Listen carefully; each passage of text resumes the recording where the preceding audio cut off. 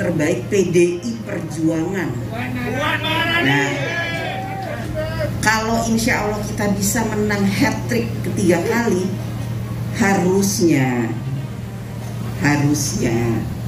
orang tersebut adalah orang yang memang betul-betul paling tidak pernah ikut berjuang, pernah memperhatikan partai, dan ikut berdarah-darah dalam membangun PDI Perjuangan selama ini. Saya tidak mengatakan salah atau jelek, enggak, belum tepat. Ya, loh, kalau bahasa Jawa itu ada bener, Mbak Puan, ada pener.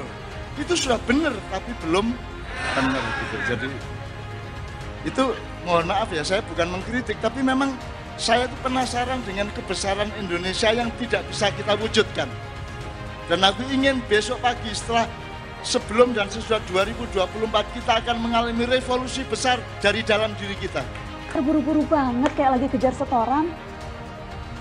Tidak ada undang-undang yang tidak penting, semua penting.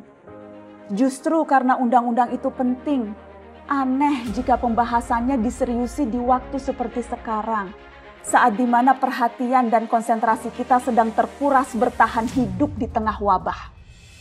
Puan Maharani adalah Ketua DPR RI perempuan pertama di Indonesia. Dari kinerja sudah jelas beliau adalah sosok pekerja keras, cerdas, dan tak banyak bicara. Sikapnya ini menunjukkan seorang negarawan sejati. Kemudian kalau bobotnya juga sudah jelas.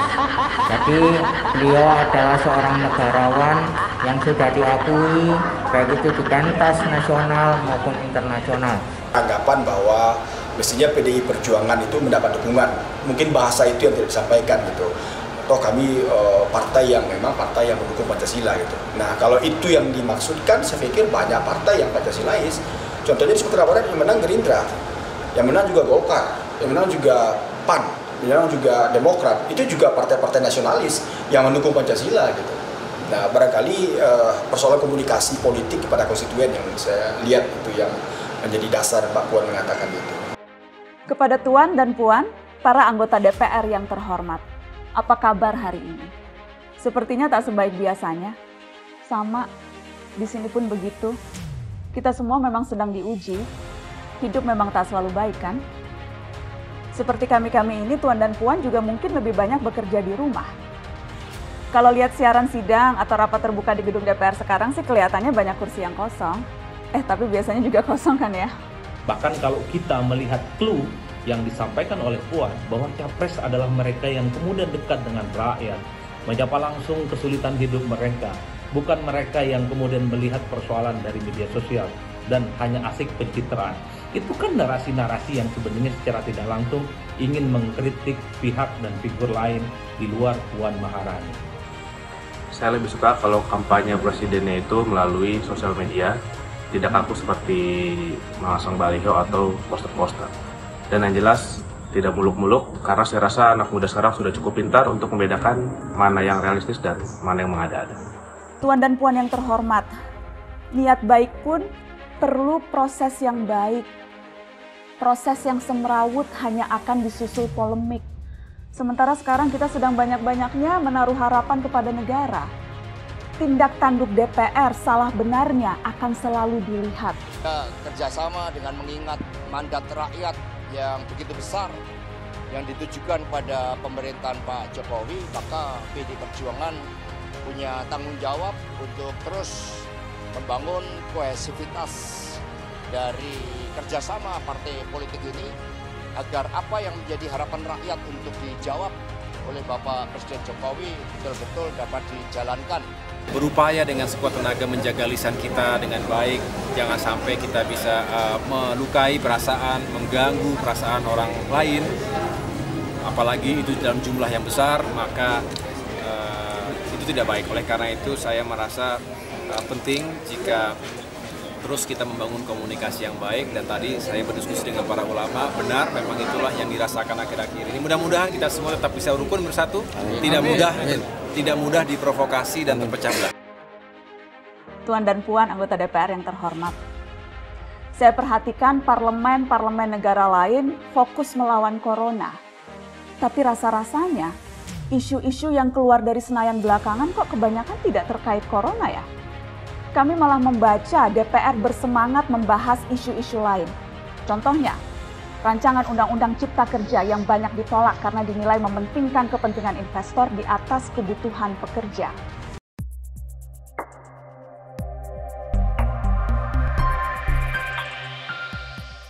Puan Maharani akan dianggap sebagai perawan tua jika ngotot ingin menjadi calon presiden, capres. Gelaran pemilu presiden, Pilpres 2024 masih cukup jauh. Namun, panggung politik tanah air sudah gaduh. Elit-elit politik mulai gemar cari perhatian, tak hanya terjun ke lapangan, lewat baliho-baliho hingga kanal-kanal media sosial, para tokoh mulai kerap menyapa rakyat. Hawa persaingan menuju arena Pilpres pun kian menghangat. Aksi sindir dan sentil mulai banyak dimainkan. Sebutlah Ketua Dewan Pimpinan Pusat Partai Demokrasi Perjuangan, DPP PDIP, Puan Maharani. Beberapa kali Puan melempar serangan ke lawan politiknya. Tak diketahui pasti figur yang dituju Puan. Namun, sentilan-sentilannya memunculkan beragam spekulasi. Terbaru, Puan menyindir sosok yang gemar tampil di media sosial tetapi tidak bisa bekerja di lapangan. Tanpa menyebut sosok yang dimaksud, Puan menyebut figur itu tampak menyenangkan di media dan layar kaca, tetapi sebenarnya tak bisa membuat rakyat senang.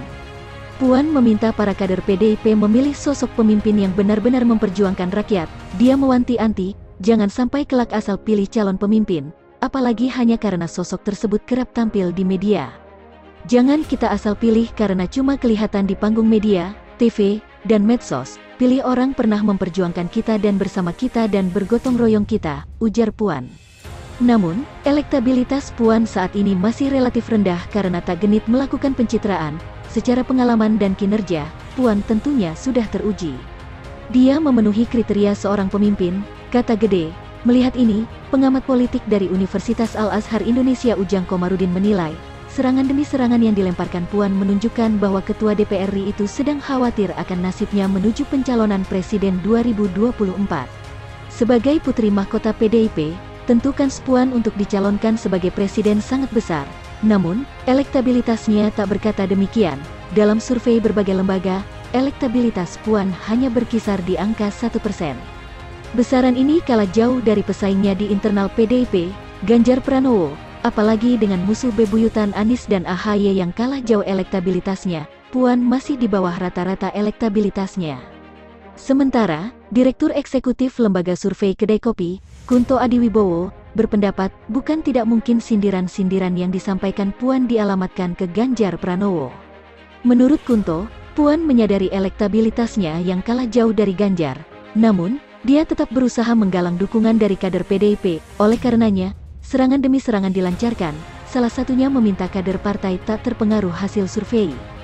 Jangan sampai ketika Puan dicalonkan presiden, para kader PDIP merasa kecewa karena harusnya Pak Ganjar dong yang diusung sebagai capres. Nah, itu yang ingin diminimalisasi oleh Puan sehingga membuat pertanyaan-pertanyaan seperti itu, kata Kunto. Ujang menilai, gaya komunikasi Puan tidak akan berdampak baik ke dirinya. Sindiran-sindiran Puan justru berpotensi memantik respons negatif dari publik. Menyerang itu sesuatu yang tak baik dan itu akan membuat lawan politik menyerangnya baik. Kata dia, Ujang mencontohkan gaya politik Ketua Umum Partai Solidaritas Indonesia, PSI, Giring Ganesa yang kerap kali menyerang Gubernur DKI Anies Baswedan. Bukannya mendulang dukungan, Giring justru kerap menuai kritik atas serangannya. Belajar dari hal ini, menurut Ujang, komunikasi yang baik saat ini bagi Puan adalah dengan cara menaikkan elektabilitas diri alih-alih menyerang lawan politiknya. Dengan posisi Puan tersebut, hampir tidak mungkin Megawati akan memberikan dukungan kepada orang lain selain kepada anaknya sendiri. Sementara itu, Puan di berbagai survei selalu mentok berada di posisi yang buncit. Sehingga bukan tidak mungkin justru Puan seperti perawan tua, yang sulit mendapatkan jodoh dalam Pilpres 2024 mendatang, ujar Saiful. Saiful melihat, grade Puan masih cawapres, belum layak untuk posisi capres.